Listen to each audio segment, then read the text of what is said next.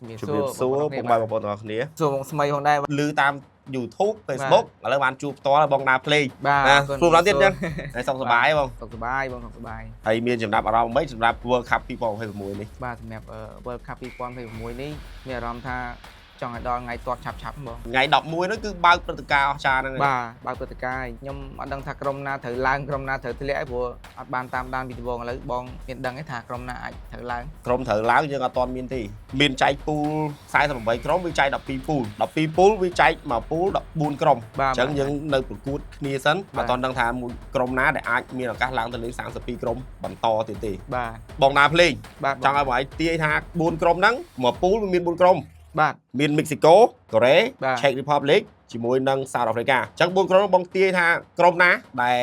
អាចឡើងទៅលេងវគ្គ32ក្រុមសម្រាប់ខ្ញុំ4ក្រុមមិញហ្នឹងខ្ញុំស្គាល់ច្បាស់ជាងគេគឺមិចស៊ីកូម្ចាស់ផ្ទះទៀតបាទម្ចាស់ផ្ទះដោយសារខ្ញុំធ្លាប់តាមដានការពី World Cup មុនគឺមិចស៊ីកូល្អមិនដឹងថាបងស្រឡាញ់ក្រុមណាបាទបើខ្ញុំកូរ៉េកូរ៉េអញ្ចឹងយើងអាចនឹងថាគូបដិបកគ្នានេះសម្រាប់ការទូទាយហ្នឹងបងមាន challenge អីលេងអត់អូ challenge ចង់ផ្លេច challenge សម្រាប់បងប្អូន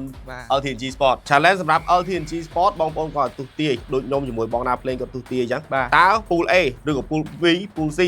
មាន4ក្រុមនៅក្នុង pool តើក្រុមមួយណាដែលជាប់លេខ1ហើយឡើងទៅលេងវគ្គ32ក្រុមអញ្ចឹងមានន័យថាបើគាត់ទាយត្រូវដោយបងឯងទាយមិញយកគេមិចស៊ីកូខ្ញុំយកកូរ៉េ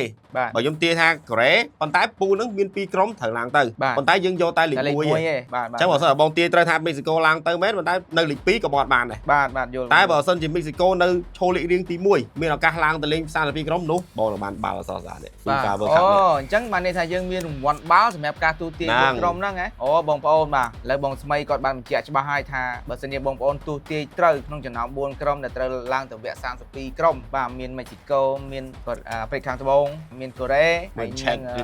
Czech Republic អញ្ចឹង4ក្រុមនេះតើបាទក្រុមមួយណាជាក្រុមលេខ1បាទជម្រើសជាតិលេខ1ក្នុងចំណោមពូហ្នឹងអញ្ចឹងបងប្អូនអាចទាយត្រូវហើយបាទទទួលបានបាល់ FIFA World Cup មួយគ្រាប់បាទស្រស់ស្អាតពី LTNG Sport អញ្ចឹងកុំភ្លេចទូទាយទាំងអស់គ្នាហើយមកបើកបាល់ពី LTNG Sport បាទបងប្អូនអាចមកដល់ទីតាំងក៏បានដែរប្រសិនជាបងប្អូនចង់មានពេលអាចមកកំសាន្តនៅ LTG Sport យើងកាហ្វេនេះក៏បានដែរតែបើអត់ទេគ្រាន់តែឆាត inbox ចូល page ឬក៏ link Telegram នៅខាងក្រោម comment នេះបងប្អូននឹងអាចទទួលបានបាល់ FIFA ដ៏ស្រស់ស្អាតមួយកុំភ្លេចទូទាយទាំងអស់គ្នា